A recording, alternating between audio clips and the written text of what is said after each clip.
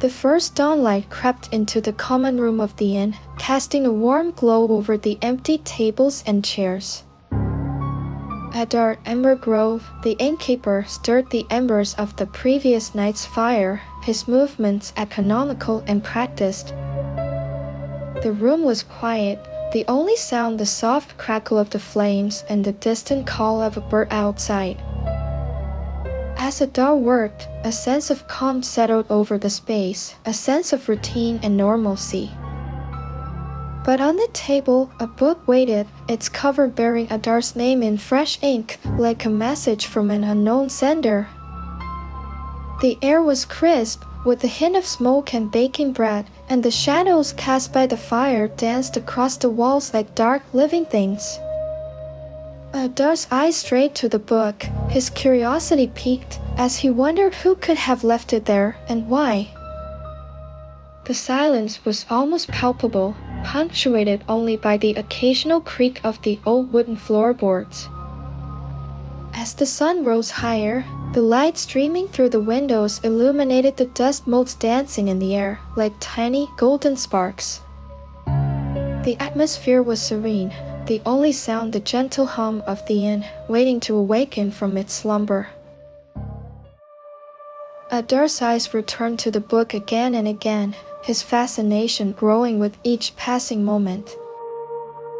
He opened it, and the words within seemed to follow the rhythm of his own work, the cadence of the sentences matching the beat of his tasks.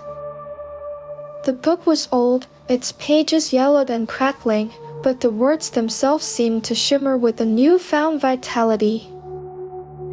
As Adur read, the common room grew quieter, the shadows deepening and the air growing still.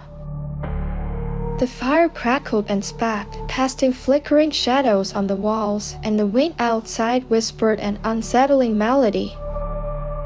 The book's words wove a spell of fascination, drawing Adur in with an otherworldly allure, as the darkness outside seemed to press in, eager to claim the inn as its own. The shadows cast by the fire seemed to grow longer, reaching out like dark skeletal fingers, as if to snuff out the light. Adur's breath caught in his throat as he felt the weight of the book's words, like a physical presence pressing down upon him. The room seemed to hold its breath, waiting for Adur to uncover the secrets hidden within the book's pages. As the days passed, Adur found himself returning to the book again and again, each reading revealing new secrets and new terrors. The words rearranged themselves on the page, shifting and flowing like a dark liquid thing. And then, one night, a tool moved in the common room, its metal blade glinting in the firelight as it worked on its own. The air grew cold, the shadows coalescing into a presence that watched Adur with an unblinking gaze. The innkeeper's heart quickened, his mind racing with the implications of what he was seeing.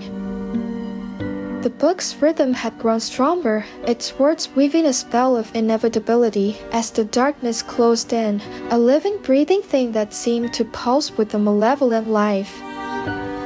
The fire dimmed, the shadows deepening, as Adur's breath caught in his throat, and the tool's movement seemed to take on a life of its own, as if it were being manipulated by an unseen force.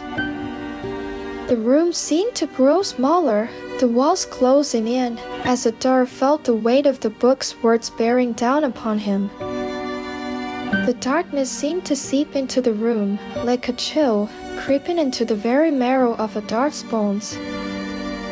The silence was oppressive, punctuated only by the sound of the tool's movement and the soft, rasping breath of the unknown presence. The common room began to perform its own work, the tables and chairs moving and shifting like living things. The air was heavy with an unseen presence, the weight of the book's words crushing Adur beneath its oppressive gaze. The innkeeper's name was fading from the cover, the ink bleeding away like dust from a wound. And then, every tankard in the inn was full of ale, the liquid flowing from an unknown source, each one a tiny golden mirror reflecting the horror that had unfolded. The room was silent, the only sound the soft clanking of the tankards, as the darkness seemed to coalesce into a single crushing moment, and Adur's world narrowed to a single terrifying point.